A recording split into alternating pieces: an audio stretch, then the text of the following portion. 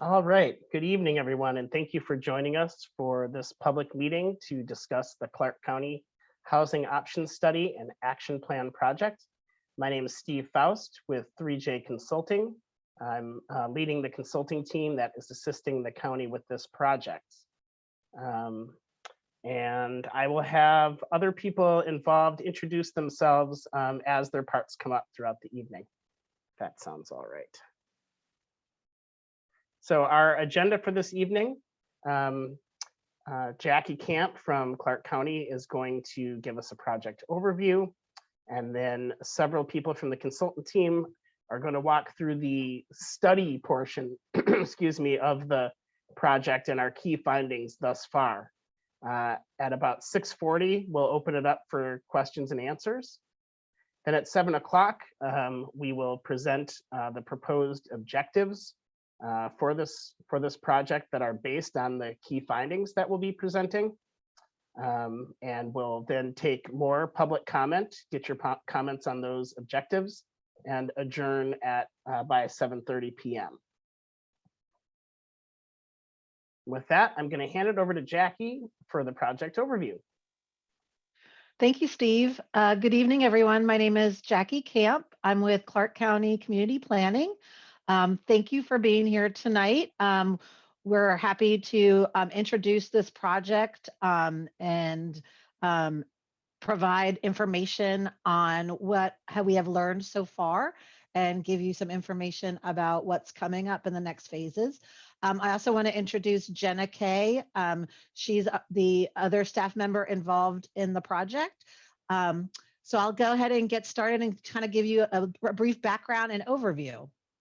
So we know that housing costs have been and continue to rise in Clark County. And back in 2018, the County Council made amendments to the development code to allow more flexibility for the development of ADUs, cottage housing, and manufactured housing. So now we are looking to find additional ways to increase housing supply and diversity in the Vancouver unincorporated urban growth area that is attainable to people with a variety of household incomes. The purpose of the Housing Option Study and Action Plan is to understand our local housing challenges and identify opportunities to encourage creation of additional housing types that are affordable to more people within the unincorporated Vancouver urban growth area. This could be done through the removal of regulatory barriers and/or implementation of other strategies. The study area focus, as mentioned, is the unincorporated Vancouver urban growth area. And as you can see, that is the gray area of the map shown here on this slide. So this is the urban area that's not within the city limits of Vancouver. It includes such areas as Hazeldale, Salmon Creek, Philida, Pleasant Highlands, Minnehaha, Sunnyside, Orchard, among others. These neighborhoods have urban services that can support diverse housing types like duplexes, triplexes, townhouses, small scale apartments. These are housing types that are also known as middle housing. So the county hired a consultant team, as Steve mentioned, and they have experience assisting local governments with similar housing efforts. And in addition to the consultant team and staff, an advisory group appointed by County Council will assist the staff and consultant team with developing recommendations for consideration to the public, the Planning Commission, and the County Council. The advisory group represents a broad range of interests, including those most vulnerable to rising housing costs and displacement, people working in the housing industry, parties responsible for implementing housing-related regulations, and other community organizations and advocates, such as advocates for older adults, young adults, people with disabilities, communities of color, our neighborhoods, and schools, among others. Next slide. So there are multiple phases of this project, and the first couple phases encompass the background research that have been completed, and that is what we're sharing with you today. The next phase is the recommendation development and presenting those ideas to the public for comment and feedback. Then we'll put together the final action plan and we'll present that to the public and the Planning Commission and County Council, with the last phase being taking strategies through the legislative process. With that, I'll hand it back over to Steve to move to the next phase.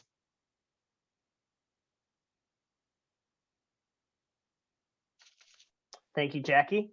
So for the stakeholder interviews that we actually conducted in 2020, Anais Matte from 3J Consulting is going to present the key findings. Anais? Great, thank you. Anais Matte with 3J Consulting. I'm a land use planner. And I just want to, rewinding a little bit here, as part of our initial phase of exploration, the very first task was to identify a full range of issues that are related to housing in the study area, and to first understand what are the different perspectives among key stakeholders that represent a variety of expertise on housing. So between April and July, our team connected with approximately 70 stakeholders through video and phone interviews, a focus group, and an online questionnaire. So you'll see here in this table some of the groups that we connected with, and they are a variety of folks that represent expertise in housing, housing issues, and come from a variety of different backgrounds. So these discussions really focused on observed trends in housing development, housing preferences, as well as experience with development regulations, tools, policies, and practices, both in Clark County or maybe elsewhere. So next slide shows just a couple of key bullets. So our outreach touched on a number of issues. We had a summary of all of these themes and what they mean exactly as part of this project, and it's uploaded onto the project website, which I'm sure that Jackie will share here, and we'll have probably in the chat soon. But generally, these included the prevalent housing types that have been constructed in recent years, zoning in the study area as it relates to development patterns, a limited and constricted land supply, infrastructure needs, development review process, impact and development fees, design standards and what implications those have on development, where needed housing should be located, parking requirements and impacts, affordable housing incentives, and then public perception of housing types other than single-family detached dwellings, as well as concerns about displacement around more naturally occurring affordable housing. So a lot of discussion with all of these different stakeholders on a variety of different topics related to housing. And so on the next slide here, this summary report that I had just mentioned documents the full range of thoughts and opinions that we heard through all of this outreach. And so here are just a couple of common themes that we consider going forward. So many of our interviewees commented that the predominant construction of single family homes does not necessarily reflect the needs of the entire community. And as our market analysis notes, which we'll be speaking to momentarily here, there are a variety of housing needs across a spectrum of household incomes that cannot be met by single family detached homes. Stakeholders also note that zoning designations are fairly restrictive. They don't always necessarily allow higher density development, particularly along key transportation corridors or near commercial areas. We also heard a lot that land availability is one of the most difficult challenges in Clark County. They say that land is scarce where it is available, and parcels are not necessarily contiguous or are encumbered with environmental constraints. There also seems to be a disconnect between infrastructure investment and where new housing is expected to develop, and a lag between any new development and the infrastructure that is needed to serve it. We also heard from several interviewees that the review and the permitting process is often perceived as fairly siloed, with communication lacking between different departments that can sometimes cause delays. And we also heard that the impact of development fees can be high. They aren't always necessarily scaled to development types. And finally, stakeholders always stress the importance of an equitable approach to the regulation of all housing types. So those are some of the key findings that rose to the top through all of our discussions with these various stakeholders. And with that, I will pass it back over to Steve, or do you want me to pass it over to Elizabeth? Nope, I'm up next, Anise. Thank you. And I'll just mention, so Anise mentioned that we conducted this outreach between, I think, April and July of 2020. And we were fortunate we were able to do a lot of this work at the beginning of the pandemic. We then, put the project on pause for a while. And in the fall, County Council gave us the approval to move forward and appointed the project advisory group that Jackie had mentioned. And so at that time, our team started diving into more of the technical analysis part of our work. And on our team, but not with us this evening, is the firm Echo Northwest, who's done a lot of similar work looking at housing and demographic data for communities throughout the Pacific Northwest. So I will do my best impersonation of them tonight to report some of the key findings from their research. So important to know off the top that the majority of housing stock in our study area is single family detached.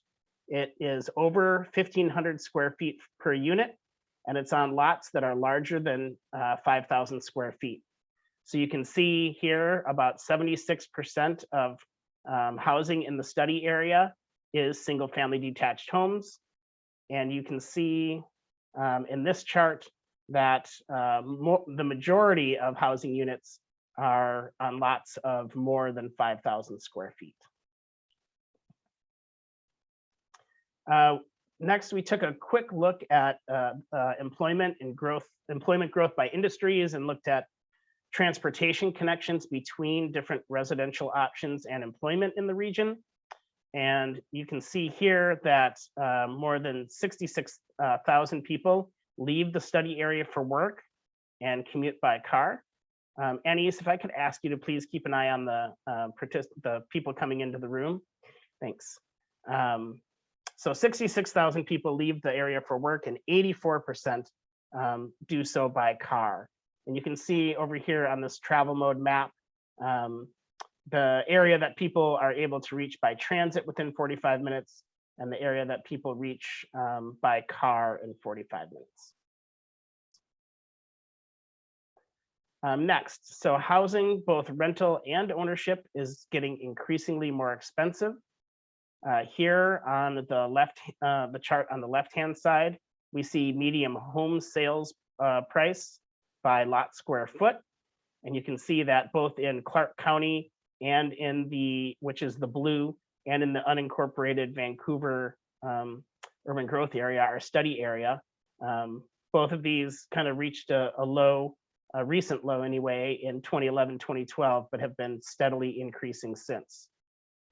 We go over to the right-hand side, we see that and this is average asking rental rates for multifamily units.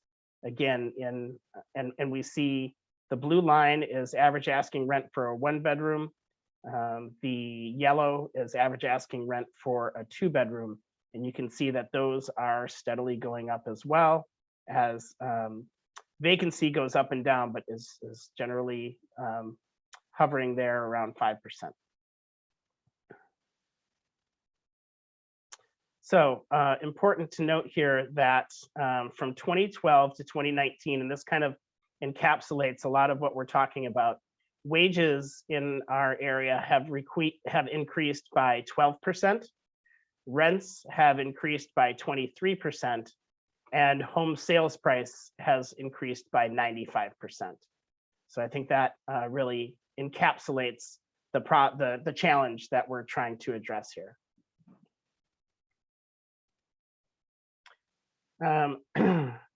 So more than 50% of households in our study area make less than 120% of average median I'm losing the AMI. Anyone? Area median. Area, thank you. Area median Area. income. Average and median mean similar things. So area median income, thank you. Many low income households are renters. 44% of renters are cost burdened. So if we look over here at household income distribution, we see a little under half in the unincorporated area are excuse me, making 120% or more of area median income.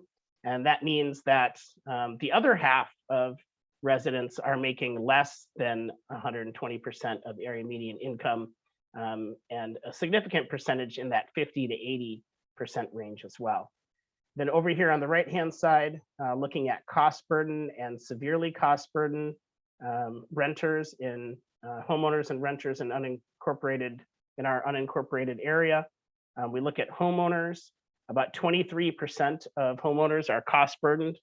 And looking at renters, about 44% of renter households, as I mentioned, are cost burdened, and just under 7,000 of those are severely cost burdened. Okay. Okay. Looking at household sizes and occupied housing units in the study area, nearly 60% of households are 1 to 2 person households, but 70% of the housing stock is 3 and 4 bedroom units. So you can see here on the left that we've got a total of about 58% of households are 1 to 2 person households, yet 46% of the housing stock is 3 bedroom, 24% 4 bedroom. So only 24% of the housing stock is for our 1 and 2 bedroom.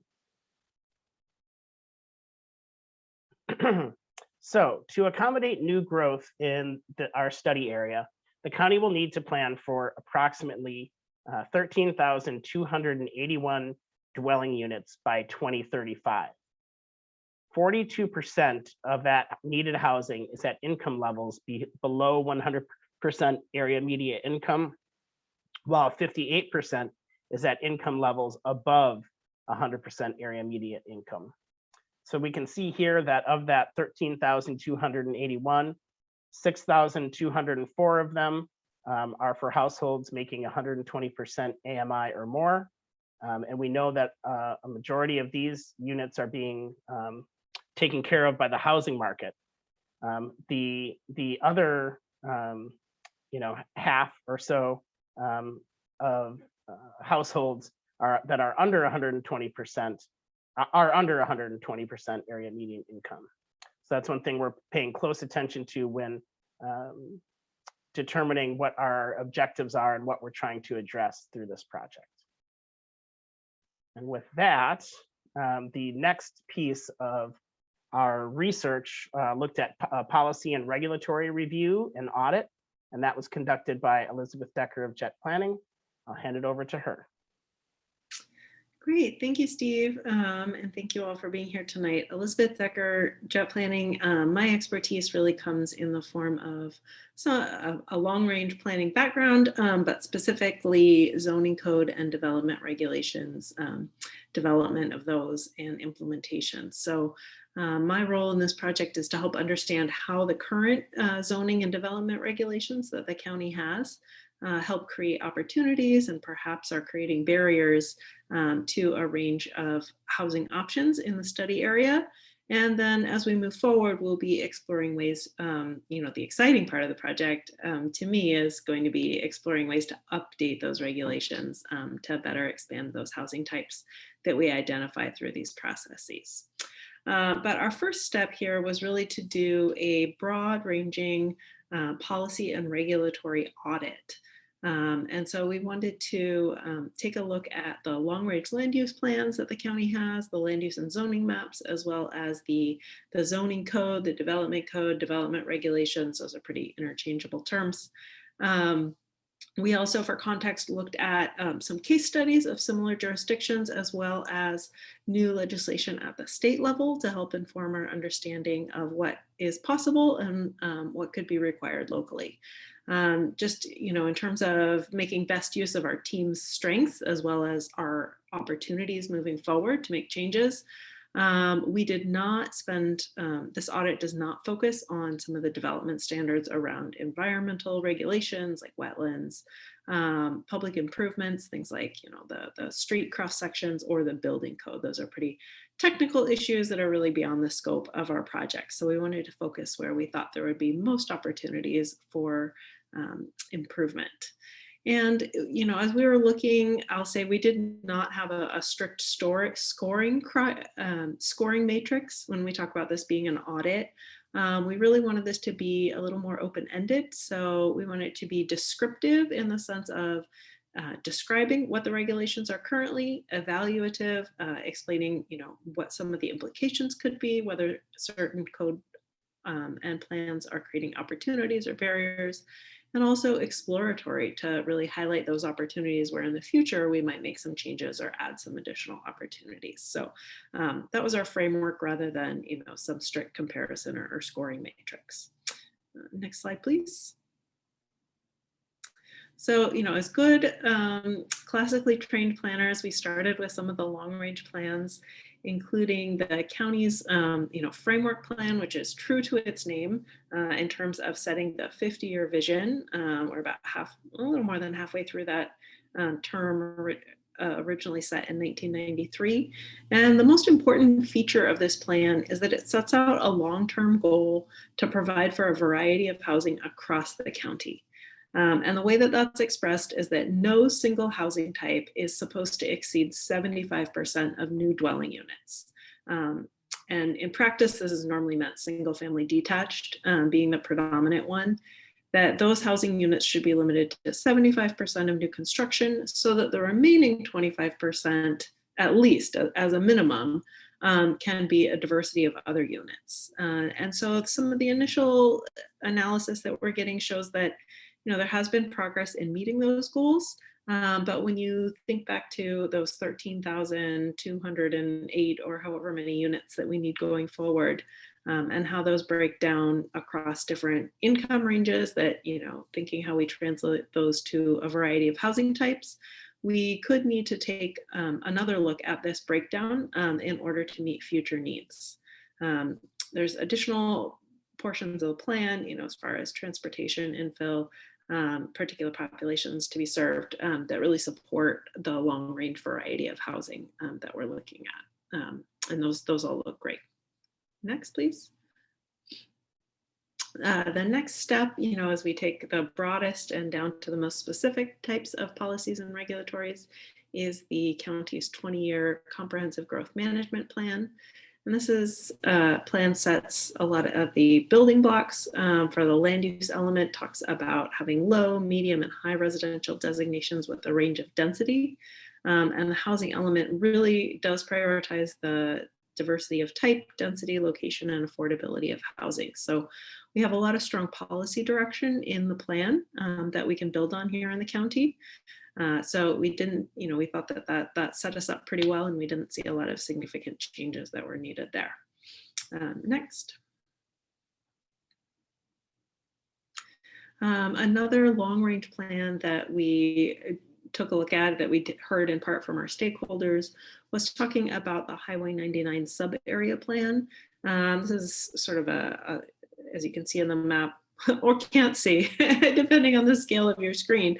This area is along Highway 99, the old, before Interstate 5 went in, and it's sort of south of the junction of I-205 and I-5.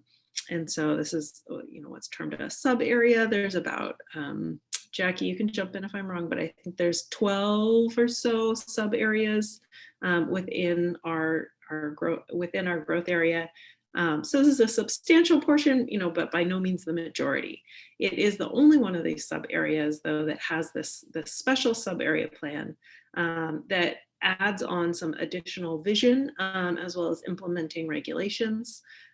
for commercial, residential, and mixed use areas. So particularly when we look at the residential, there's 3 different residential concept areas: the multifamily, mixed residential, and single family areas. And what's great about the plan is that it really anticipates this mix of unit types that we're looking for when we talk about housing options generally across the county. And it also uses some form-based tools, which means that talks about the form of the buildings themselves rather than necessarily regulating the type of, whether it's a duplex or a single family building. It's more about, do you meet the form in terms of the size of the dwelling, the setbacks, the lot sizes, those types of things. And, as this plan was done in 2008, we're about 13 years past that. And as this has evolved, it's sort of a mix right now in terms of some of the housing types. There's additional standards that get applied through this plan. In other places, the plan just defers to the existing code. So part of our, what we found in the audit is this really can add complexity to development, but the overall impact isn't entirely clear in terms of, both quality and quantity. Is it, what's the impact on the quality of developments for the additional review and complexity that projects have to go through? Are we really seeing significantly different development on the ground here, that really justifies and rewards that additional planning work that goes into it? We definitely heard from planning staff that they've put a lot of resources into developing expertise to implement this code and to work with builders and developers. So, quality-wise, is that paying off? We're still looking for some ideas there. And then in terms of quantity, we heard some concerns in the stakeholder interviews that this could be discouraging development, but we don't really have, we still want to get some numbers on is that really what's happening, or is it just sort of one of those things that is easy to gripe about?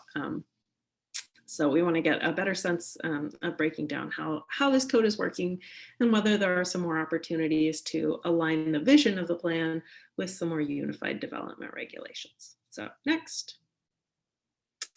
Next, we took a look at the zoning map itself, which implements the comprehensive plan, those 3 different designations that we talked about.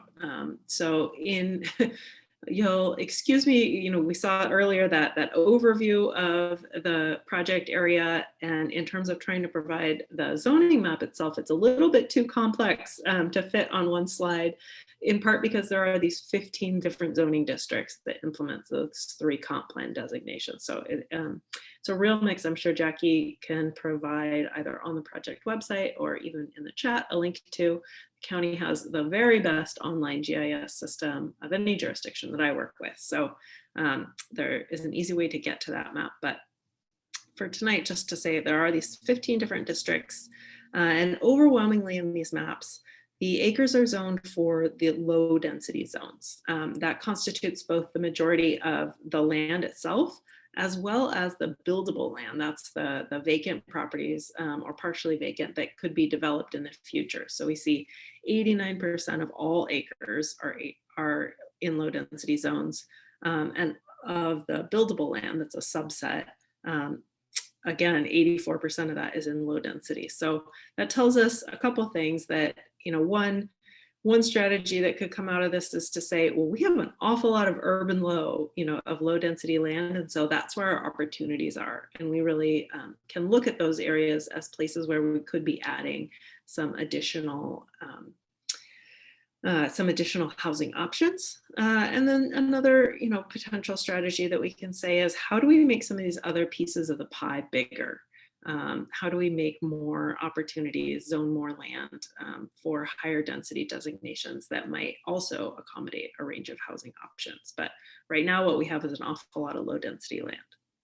So, and I see that link from Jackie, thank you. Next piece of the audit that we wanted to look at is what types of housing options are permitted currently in the code and on the ground. So in this table, what you see, the green are the permitted, green lighted uses, shall we say. The orangish reddish is uses that are prohibited, and the yellow uses require some additional land use review, and provided all the criteria are met, they can be permitted.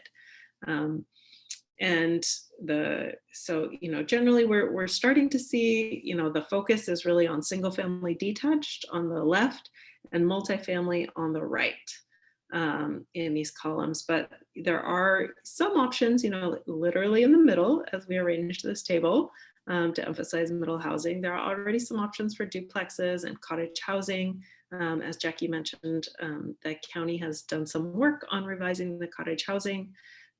Recently, they've also done work on the accessory dwelling units and the manufactured home parks. And so those are shown in yellow because there are additional standards that apply, but they are permitted. So, in trying to understand where we're at, we're looking at this table, and then moving forward, we might be looking at, are there ways that we can add some more green to this table? It's a short version of it.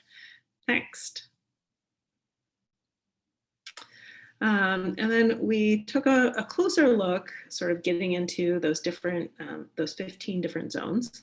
And in the low density group, as we mentioned, on the map, that certainly is the predominant zones, and most of the development in those areas are single family detached dwellings.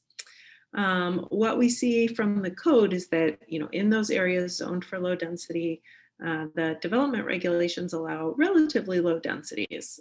So that translate to minimum lot sizes of 20,000 to 5,000 square feet. Those are the largest and smallest lot sizes. So there's some variety there. But because it doesn't go any lower than 5,000 square feet and you can't have more than one unit, there are some limits there in terms of the number, variety, and affordability of homes that can be permitted. Even though there are some middle housing types that are permitted in the most dense of these zones, the R15 zone, the lot sizes and the maximum density really limit the ability to develop those. So, it's not really a surprise that we see predominantly single family detached dwellings here, because the development regulations really don't facilitate a lot of other types of development. But when we take a look at the lot development standards in terms of the allowed building envelope, you see it illustrated here, which is really the combination of the setbacks, the allowed lot coverage, and the height. There's an ample building envelope that could really allow for a range of middle housing types, simply if those uses were permitted on these lots. So we certainly got the ability, the physical space to do it. It's just a question of whether it could be allowed. So next. Then in the medium density zones, these in the county are in the 12 to 18 units per acre range. And there's definitely a greater variety of housing types permitted here. But there is a bit of a mismatch between the minimum lot sizes and the maximum densities for some types, such as townhouses, as you see illustrated here. So that, could create some barriers right now to developing at the densities permitted in the zone. And then the other real issue that came up in our analysis of the zones is that there's a very limited, I would say a limited land supply. And there's a variety of different demands in the housing market that are all competing for this relatively limited land supply. So on the one hand, as we mentioned, the lot sizes in the single family low density zones, don't go any lower than 5,000 square feet. So we see some developers looking to develop smaller lot single family, pushing into these zones. And then that might be crowding out some of the other middle housing alternatives that could otherwise be built here, like duplexes or townhouses. So next. And what we really see missing in the low and medium density zones is precisely, the missing middle housing opportunities. The combination of some of the density and minimum lot sizes, we'd need to, right now, those standards don't support middle housing on a lot of these zones. The recent changes to the ADU and cottage housing that the county has done have helped to expand options, but there's still some challenges to duplexes and townhouses as currently stated in the code. And options for triplexes, quadplexes, and courtyard apartments are not explicitly permitted right now under the code. So there could be some barriers to developing those. Next. In the high density zones, that's where we would normally be looking for multifamily development primarily, but could also be some townhouses. And here's where we have an extremely limited land supply, an even tighter, smaller supply than the medium density. We're looking at higher densities here. And one of the things the audit uncovered is that the development opportunities to get to the maximum densities can really be constrained by competing site demands, even though, as illustrated here, even though you're permitted up to 50% lot coverage, parking requirements, as well as the open space requirements right now overlap to the extent that you wouldn't be able to reach the allowed lot coverage, which could really constrain the ability to develop out to the maximum density and provide those multifamily projects. Next. And then finally, we also heard in some of our stakeholder interviews that there was interest in expanding residential opportunities in the commercial and mixed use zones. One potential hypothesis is that the limited supply of high density land is really pushing builders and developers to look at commercial and mixed use areas. Perhaps we could hypothesize about other, market changes in the future of retail and whatnot that, make commercial land more viable for housing versus commercial, but that's a little speculative. What we are seeing in the code, is that there are some opportunities already for vertical mixed use. So that's sort of what you see in this picture, the traditional commercial ideal, image you might have in your mind of ground floor retail and residential above.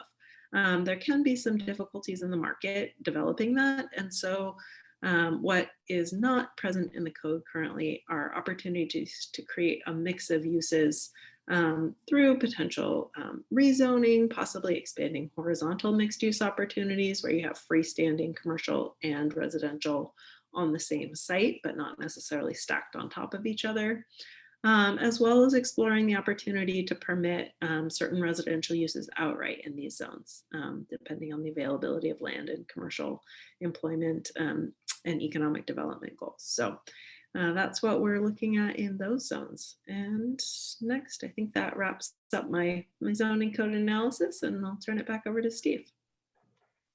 Thank you, Elizabeth. All right, deep breath, everybody. We've gone through our stakeholder interviews. We've looked at the demographic and housing data analysis. We've gone through our policy and regulatory review. And I'm just going to go through one more item before we open up to question and answer. As part of Echo Northwest's work, they had a little bit of budget to look at to conduct a middle housing feasibility analysis, and I'll do my best to walk through that for you. So again, housing is getting expensive and entry-level homes are becoming increasingly out of reach. Increasing in housing demand has outpaced housing supply for many years. Creating more housing is going to make home ownership more attainable. Most places are zoned for single-family developments. So we're looking at if townhomes and/or duplexes are effective options for entry-level homes attainable to more families. And again, there's a variety of different approaches you could take to this. We had a limited scope for this. So the question that Echo Northwest tried to answer is, what would it take to create ownership housing options that are affordable to households in the middle of the income spectrum from 80 to 120% of AMI? So what if there were changes to allowed uses, changes to lot size minimums, changes to parking requirements? So one thing they looked at is townhomes, again, targeted here in our ability of what we could analyze. Townhomes in the R18 zone. This is the most common zoning designation in the urban medium comprehensive planning area. Duplexes and multifamily developments are allowed today, but townhomes require review. And then they also looked at duplexes in the R16 zone. This is the most common zoning designation in the urban low comprehensive planning area. These zones have seen development of mostly detached single-family homes, but duplexes are allowed on corner lots today. So in terms of this table, I think the main takeaway here is that for townhomes, we're taking a look at what if instead of requiring 2.5 parking spaces per unit, we lowered that down to 2 spaces. And in the R, and we also took a look at minimum lot size in the R16 zone for duplexes. And what if we reduced the minimum square lot, the minimum lot size from 5,000 square feet to 3,000 square feet. So those are the two main variables that were looked at. And just for context, a pro forma analysis is used to compare financial risk and return for real estate projects. So it includes development costs like the cost to purchase land, what's called hard costs like labor and materials, and then what's referred to as soft costs are like architectural, engineering, permitting, and impact fees. And then it also looks at the project revenues, the sales or rental revenue that the developer receives. So this is just a quick example of a pro forma. The gross sales income minus the sales commission equals the net sales income on the revenue side. And then we have a series of costs here that we calculate to learn our total profit before taxes. So another definition, a residual land value or land budget is an estimate of what a developer would be willing to pay to acquire a site given potential revenue from a new construction, the cost of construction, and the investment returns needed to secure financing for the project. So on the left-hand side here, we have the development cost, which is made up of those soft costs and hard costs that I mentioned, and then the land budget. On the right-hand side, we have the development value, which can incorporate the net operating income from rents, parking revenue, takes into account vacancy rates, and market capitalization rates. So in this chart, and here we're looking for, we're looking only at for sale well, our takeaway is that only for sale townhomes are feasible. This orange line is the minimal feasibility for a project. So where you see a scenario above the line, it means it's feasible. Below the line means it's not feasible. So policy option A is 4 townhomes on a 10,000 square foot lot, 3-bed, 2.5 bath, about a 1,700 square foot units, 2-car garage. That's going to cost about $360,000, which equals about 91% of AMI. That is not feasible. Policy option B is 4 townhomes on 6,000 square foot lot, 3-bed, 2.5 bath, a little bit smaller units, a 1-car garage, a lower sales price and percentage of AMI. And this scenario is feasible according to the pro forma study, this analysis. Over here, this next option is 4 townhomes on that 6,000 square foot lot. I think I'm missing, anyway, 3-bed, 2-bath, the same scenarios, but this is a rental scenario. And the rental scenario is not feasible according to the analysis. And then the final scenario is duplexes on a 6,000 square foot lot, 3-bed, 3-bath, 2-car garage. Again, that is not feasible. So according to this analysis, it's really for sale townhomes with 1-car garage that are feasible according to this analysis. So one of the takeaway is that minimum lot size per unit needs to be reduced to 2,000 square feet.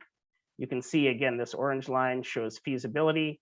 And as we go, the most feasible at 1,500 square feet, and the feasibility gets less and less as we go, as the lot size gets larger, with 2,000 square feet being still being feasible. So some key takeaways here. In most cases, current zoning regulations limit the production of ownership housing for middle-income families. Duplexes can be built on smaller lots, but in today's market is unlikely to support them. market conditions, of course, could change in the future. Townhomes are a feasible way to support homeownership for middle-income families. To do so, parking requirements need to be reduced to 2 spaces or fewer per unit, and minimum lot size needs to be lowered to 2,000 square feet or less. Again, there are many other policy scenarios that were not evaluated as part of this analysis that could help create more attainable housing. So, thank you all for staying with us through a lot of information that we just presented. Again, there's all the documentation and reports are available on the website that was posted in the chat. But at this point, we want to do our best to answer some questions that people might have. So I know the raise hand function appears in different places depending on what version of Zoom you're using. For some, it appears in a reactions tab, and for others in the participants tab. But to the best of your ability, please, if you have a question, use that hand raise function, and I will call on you. Another option would be if people want to post questions in the chat, we could see them there and answer them that way as well.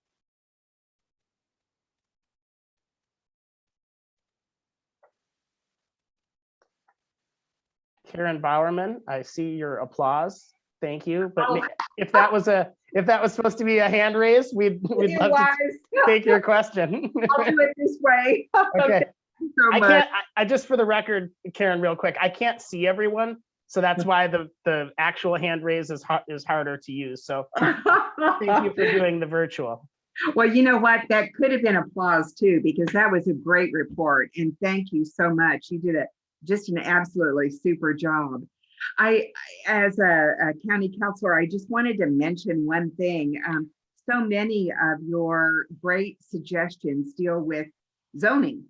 And one of the things, because all of this is so interrelated with GMA, with the vacant buildable lands model and all of that, we have coming up this, not tomorrow, but in a week from Wednesday, our review on the vacant buildable lands model.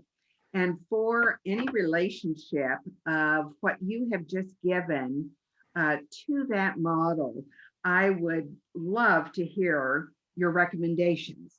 And there are multiple ways, of course, to give those recommendations. One would be right now, another would be that the day before that, at council time, we will be having input for public comment. And that would be a great time, or not council time, that's our council meeting. And that's at 6 p.m. the night before the vacant buildable lands model comes up at council time for the next morning. So anyway, we would love to hear your thoughts on that to the extent that you see that interrelationship. Thank you, Counselor. And one thing that's really fortunate is that Echo Northwest, who I mentioned isn't here tonight, I believe is part of that process as well. So a lot of what we're learning through this process will be carried over there. I will see if Jackie or Jenna or Elizabeth have any thoughts right now, but I can certainly guarantee you that any thoughts we have about that process are getting kind of filtered directly into it. So that's a good thing. Great. And I'd give Echo Northwest a little push in that regard if I were you, because I'm not seeing the overlap of some of the things that you said tonight reflected in their initial report on vacant buildable lands. So, to really make that tie would be great. Sure. Thank you. I'll definitely give them a nudge. Elizabeth, did you have some thoughts? Yeah, I just wanted to weigh in and say, we were glad that these processes are overlapping. We definitely heard in our stakeholder interviews about the lack of developable land. And so it's interesting to sort of go through the methodology of the VBLM and say, well, technically, according to our methodology, there is sufficient land, and yet there are still these perceptions, you know, and these market conditions that make it difficult to acquire properties. So, you know, to an extent, there is definitely something we can learn from the VBLM process. I don't think that, you know, we're hoping to sort of jump in and offer feedback on the methodology. You know, we understand it is really driven by GMA, but we do want to learn what we can about what lands are available, and, you know, whether there are different opportunities for using that land going forward. So thank you. We do have a question in the chat. It says it looks like the feasibility analysis is just for 80 to 100% AMI. Will you also be working to address the needs of those with household income lower than 80%? Yes, and sorry if I tried to call this out, but our ability to do that feasibility analysis was just that piece of it was very narrow. In just a moment, after the Q&A, in just a few moments, we're gonna show you what our objectives are, the proposed objectives for this project that we developed based on all the information that we just presented to you. The short answer to your question is yes, but I'll have a lot more to present on that in just a few minutes. But first, we want to make sure that we allow ample time for people to ask questions. And I see that next up is Frank. Hello, my name is Franklin Johnson. I'm on the Clark County Commission for Aging. And on Ms. Decker's portion of the presentation, I saw a bullet about senior and disabled housing. Could you talk a little bit more about that? Yeah, sure thing. And thank you for being on the commission. I have had the opportunity to review some of your work as well as to attend some of your earlier meetings. And I think it's, you know, Clark County is really to be commended for their work with the older adult population. So what I had highlighted in the analysis in the policy and regulatory work is that long-range policies that the county has developed, including the aging readiness plan, as well as some policies in the comprehensive plan, you know, really do highlight the need for and support the development of a variety of housing options for older adults. And so I think that one thing that's great about middle housing is that it can meet the needs of a whole variety of households, including older adults. So we want to look at that policy direction to help provide housing options for older adults. And one of the ways that we can do that is through these code updates. We'll also, you know, as Steve talks about, when we start getting into some of these objectives, you know, we're aware that older adults, there's older adults all across the income ranges, right? And so we don't want to say that, you know, just one option is going to be right for all older adults. Middle housing is not, you know, the be all and end all. Granny flats is what some people call ADUs. And, you know, getting grandma back in the ADU, putting grandma back in the granny flat, as I like to say, is probably not going to be, you know, a solution for every older adult. So our objectives are intended to be broad and with an eye to how do they meet the needs of older adults as well as other small households and households at a variety of income levels. Just one quick follow-up question, if I may. Are you looking at the projected age of population as any kind of an indicator as to what the senior and disabled housing needs might be?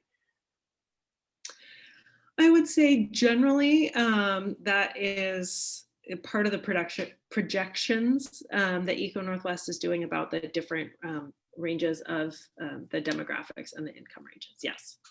Yeah, I think if you go into that report on the website that Eco Northwest prepared, you would see information related to age and disability. Okay, thank you. And again, my compliments to all of you. Really appreciate the information you're sharing. Thank you very much for your question and for being here tonight. Any other questions, either via the chat or if people want to raise their hands? Trying to keep an eye on both of those.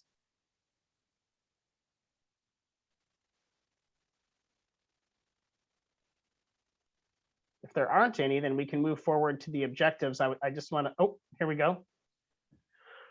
Affordable housing is vital, but what concerns me is the push to lower parking standards. Realistically, a couple has more than one car, and then there are the kids. Street parking is a major concern in neighborhoods with narrow streets where people park on both sides, thus reducing the road to one lane that are not even wide enough for emergency vehicles. Parking, yes, always a concern. I think, Elizabeth, do you have anything you want to share on that? I know you get into the nitty gritty details of parking more often than I do.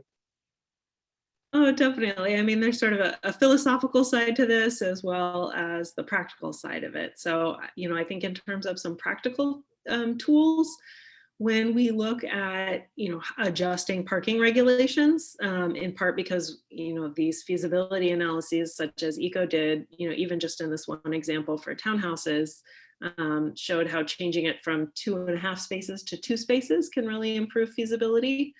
So a relatively modest change, but with some, significant impacts. But when we're looking at those kinds of changes, we're not just looking at, how do we cut the number of spaces? It's also sort of a quality look. How do we make sure that the parking that is provided is, fitting in with variety of development goals? So you mentioned things like, what happens when people are parking in the street and there isn't room for emergency vehicles? Well, that's an area where we need to take a closer look at the on-street parking standards, as well as the right-of-way requirements and coordinating with the fire department to make sure that, if there is going to be on-street parking, used, if we, it can anticipate that it's going to be in demand, we want to make sure it's a viable option. Another one, there's more examples, but just another one to pull out is when we start thinking about townhouses, and you have relatively narrow lots, say you have a 20-foot wide lot and you put in a driveway, you have created off-street parking, but you've taken off all the on-street parking options. So you don't really have a net gain of any parking. So one thing that we've been working on in these code updates is how can we configure those driveways so that there are still some remaining on-street curb spaces, so that, it isn't just a net zero in terms of parking. We want to have a net gain where we do have, so that we get the most out of the parking that we're requiring. All right. Any other questions? I know we're getting close to 7 o'clock, and both Annie's and Elizabeth actually have another community public meeting to hop onto. Any last questions before we let them go?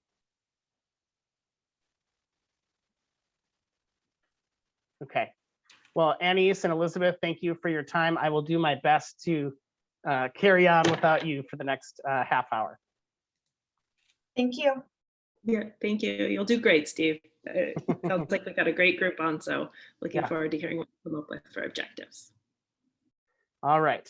Well, fortunately, the next part of this presentation is very brief.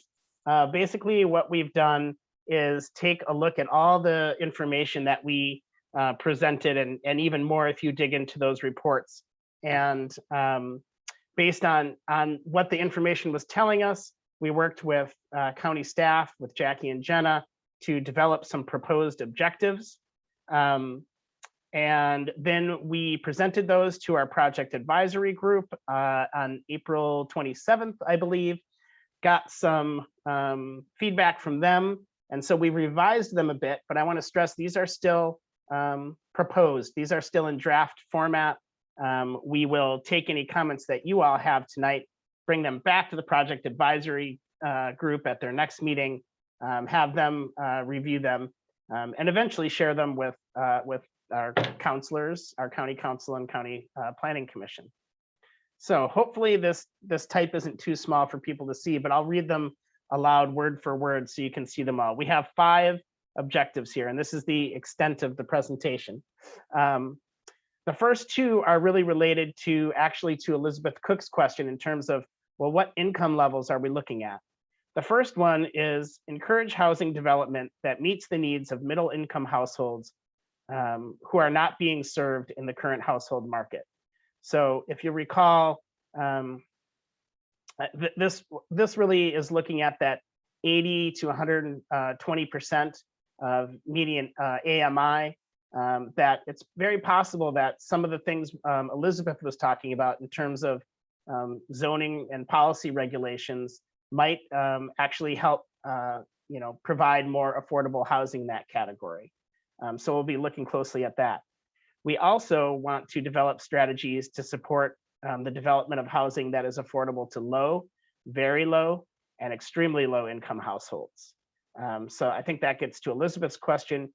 With this, we're talking more about both multifamily and then getting into subsidized housing for households that need that. So, but we wanted to distinguish those two because we think that the tools and strategies needed for those different, for middle income versus low, very low, and extremely low income households are going to be different. So we wanted to call them out separately.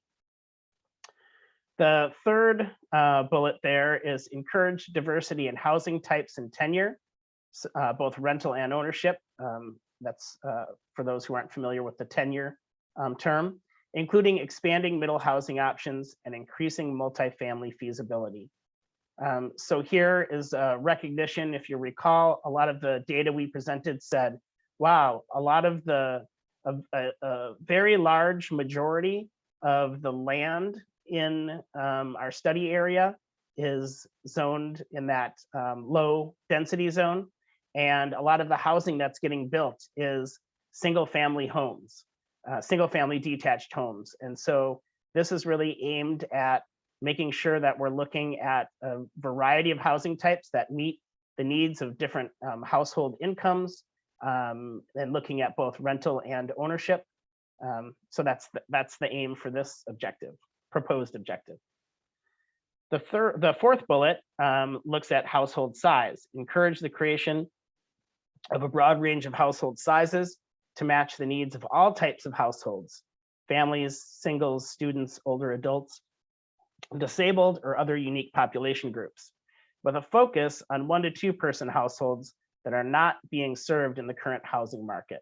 So with this objective, we wanted to acknowledge that housing is of all sizes, all 1, 2, 3, 4 bedroom, all sizes is needed to accommodate the needs of households in our study area. But if you'll recall, one of the charts that we showed illustrated that, or actually it was 2 charts. One of them showed that the majority of housing being built is 3 bedrooms and greater, while the majority of households in the area is 1 and 2 person households. So we just wanted, while we know we need households of all, or housing of all sizes, we also just wanted to acknowledge that in particular, what the market is providing right now is not meeting the needs of those smaller households. And then finally, this gets to some of what Elizabeth presented towards the end of her presentation. We want to, and it has to do with the location of housing. We want to guide the development of diverse housing options to areas that have access to transportation corridors and transit, commercial services, schools, and parks. And then conversely, make sure we're supporting the development of those same amenities in areas where more housing is added. So hopefully those are pretty straightforward, and hopefully you can see a direct line from the information we presented to these objectives, because that's what we were trying to do. But that is the extent of this second part of the presentation. And what we want to do with the rest of our time is hear your comments, either on these, on these objectives. Are these the right objectives? Is this a good way for us to frame what we're trying to accomplish as we start to look at various potential strategies? Or have we missed the mark? Or are there just other things that we should be adding to these objectives or be considering through these objectives? So with that, we'll do the same exercise. People can either provide information in the chat or raise their hand. And we'd love to hear your thoughts on these objectives, or anything else related to this project that you'd like to share.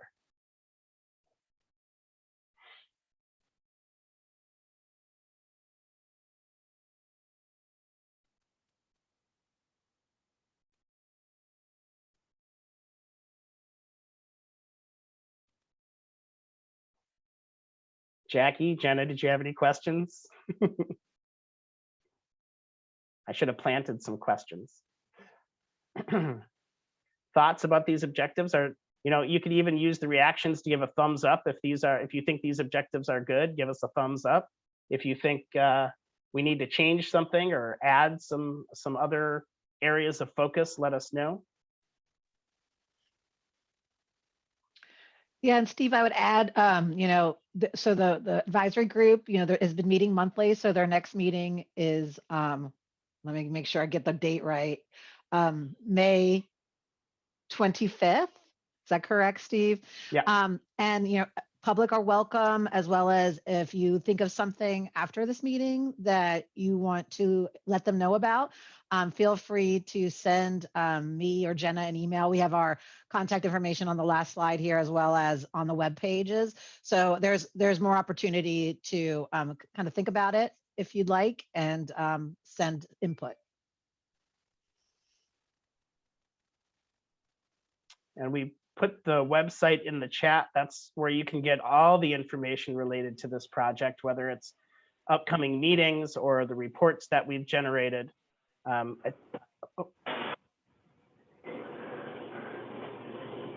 Mark, did you have something you wanted to ask? Thanks, Steve. I don't have access to a hand, so I'm glad you saw my virtual hand shaking out there. Hey, great job on this presentation, and clearly this is one of those things that the more you hear it, the more you get it. So for the audience, I don't blame you feeling like a little bit overwhelmed. It's certainly been a lot of data dumping that's been going on, and trying to process it. Steve, one of the things I'd like you to speak to relative to these objectives and moving forward, would you share a little bit about how the project is designed around, once we establish some objectives that make sense, how is it that we can emphasize some transparency and accountability for achieving those objectives, and particularly how might we create metrics that specifically relate not only to those, but also how do we structure some incentives that will help the market to respond to opportunities that could be generated. And that takes a lot more thinking, but just where do you see that playing out in this process? Thanks, Mark. And so just so I keep track, because that was a big question, you're asking both about accountability, making sure, how do we know we're achieving these objectives?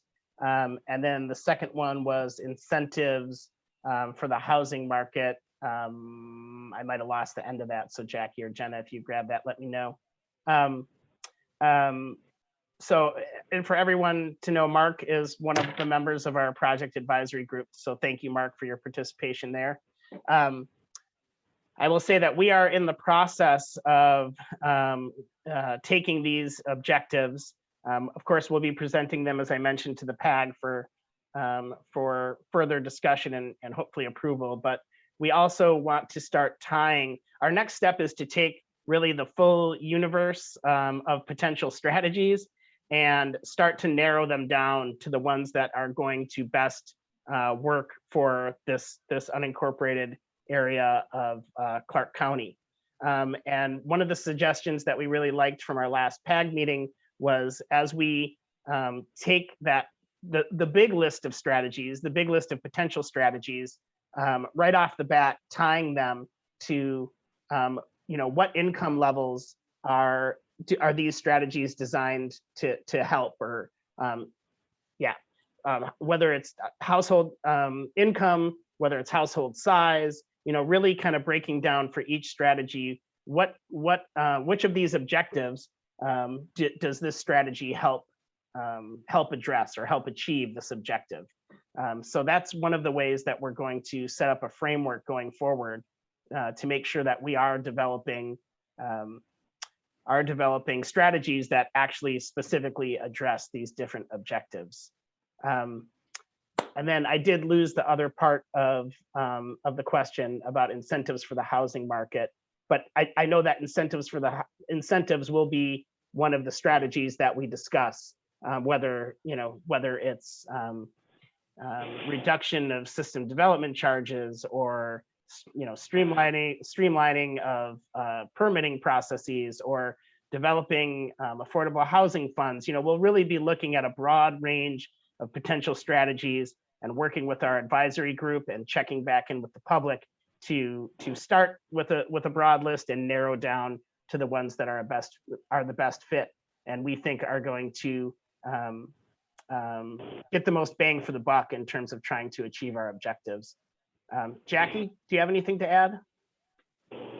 No, I think you kind of encompass what the advisory group has talked about. I think it's a great idea. And I know that listening to the advisory group's discussion, they want to be able to know that things are working, whatever strategies that may be implemented, figuring out a way that we can measure that success. And so I hope, and I'm sure we will have that part of the conversation with the advisory group that could be a piece of the action plan, as well as, I think Mark talked about opportunities, there may be marketing or outreach strategies that we also encourage for once the strategies are implemented so that developers, builders know of these changes and know where these opportunities are to help encourage them to take a look at those. So those are kind of my just two thoughts about Mark's questions. Thanks, Jackie. And I'll also note that Elizabeth Cook asked about our next steps and how will we work to further these objectives. I hope I'll have a few slides at the end about the actual timeline and process, but I hope this answered your question in terms of from now until September or so, we're going to be working with our advisory group to look at as many potential strategies as we can. Like I said, through an iterative process, kind of narrow those down to the ones that we think are really going to give us a lot of value in terms of these 5 objectives. That's our process coming up here. Frank has a question. Not so much a question as a comment. On that second bullet, I just want to encourage your group to remember that in that low, very low and extremely low income household, there's also a lot of seniors and disabled folks who fall into that category because of expenses for health issues and so forth, really puts their income at a minimum level. So I would hope that you would really, focus and not lose that particular bullet point in terms of your strategy development. Thank you, Frank. And we do have a member of our advisory group who has been advocating for those, or actually several members who have been continually reminding us to talk about, make sure that we're thinking about older adults and people with disabilities. So it is very much at the forefront of our conversations. But thank you, Frank, for continuing to remind us of that. Other comments?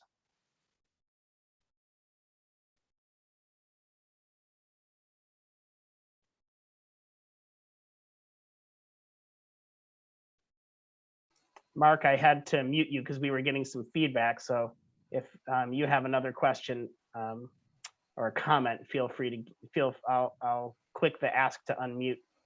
But if you don't have anything, don't worry about it. I just didn't want to prevent you from giving any more comments. Here we go. After they are detailed down and better defined in terms of strategies, will your advisory group be then making recommendations to the county council and they will make the decisions on implementation?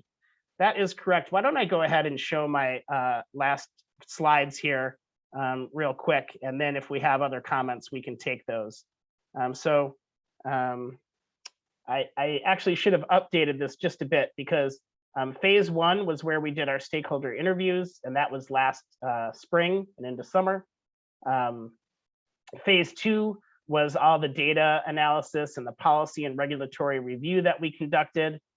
We're done with that phase as well. And we actually have just started into this 3rd phase, which is developing the recommendations. Tonight is our first public meeting. We intend to have up to 5 more public events from now through the summer. Those dates have not been set and the exact formats have not been determined. But the project advisory group has started meeting and will continue meeting over that time period. And again, we'll be engaging with you. There'll be other opportunities to weigh in on the strategies that we are considering. So keep an eye out for that. Then you can see at the bottom arrow here that we're also conducting or participating in planning commission and county council work sessions. We've already done one of each and presented pretty much the information that we presented to you tonight. We will continue to do that over time. Once at the end of around the end of the summer or early fall, when we have hopefully our advisory group has agreed to a preferred set of actions, our consultant team will go ahead and prepare the actual action plan, and then we will move into the legislative process. And Jackie, is there anything you want to say about the legislative or the approval process? Just, they will be an additional public involvement process. So there will be multiple through the review of the action plan itself to the public and the planning commission and then county council, whatever strategies that are going to be moved forward for adoption. There will be also public hearings and public involvement opportunities for that phase 2. So stay tuned. We'll continue to update and provide information and dates on all those major milestones of the project.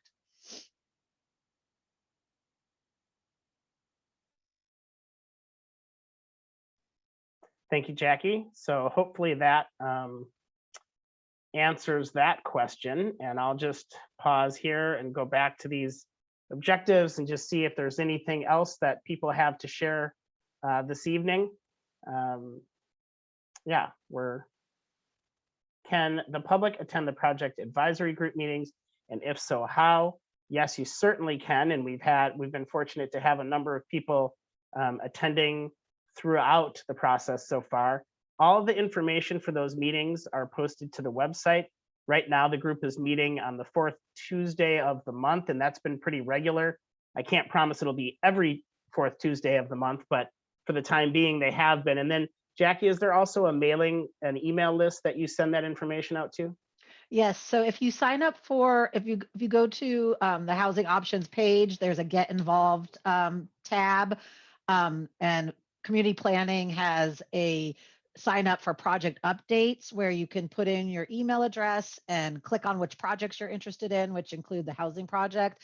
And we send emails out for all the advisory group meetings, as well as any other project updates and milestones that are going to come up. So if you're interested in staying engaged with this, I'd suggest signing up so that we can send you information. Okay. And with that, if there aren't any other questions or comments, we can hang out here for just a minute or two, but we don't want to keep people any longer than we need to. So we'll wait just a minute. But if there's not any other questions or comments, we really appreciate your interest, and please sign up for the mailing list. And we hope to see you again as we have more meetings and opportunities for the community to participate throughout our process.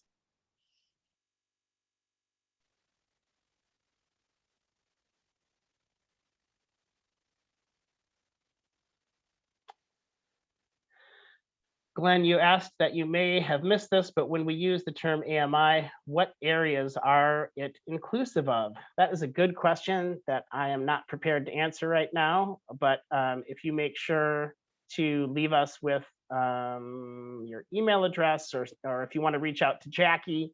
Let me go to our last slide here. So there's the project website and the contact information for Jackie and Jenna. If you want to send them an email, we're happy to grab that information and share that back with you, unless Jackie or Jenna are prepared with a quick definition. Jenna? I know the area median income is for the whole Portland, Vancouver, Hillsborough metro region. So that's the region where that's being drawn from. I'm not sure if that's quite getting at what Glenn is asking, but that's one piece of the answer. Thanks, Jenna. So Glenn, if you send that same question to Jackie or Jenna, we'll get back to you with a response.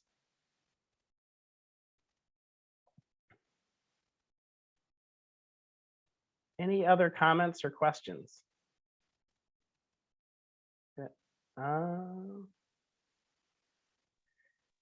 would be nice to see that number modified to reflect us more accurately. If you haven't had a chance, Glenn, there is a lot of Vancouver unincorporated area in specific information in the report that Echo Northwest prepared.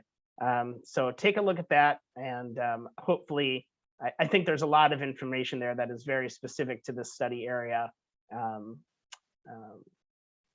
other than that AMI figure. Okay. Well, if there's no other questions or comments, then I think we'll say thank you. And go ahead, Jackie. Oh, I just wanted to say that all the documents that we talked about, they're on the web page, but I did just post it under the meeting details that we had where you went to log in, so that they're easy to find right there. So check those out. And if there's anything else, go explore the website if you're looking for more information. And if there's something you can't find, just reach out to us. All right. With that, I'll say thank you all and have a great evening.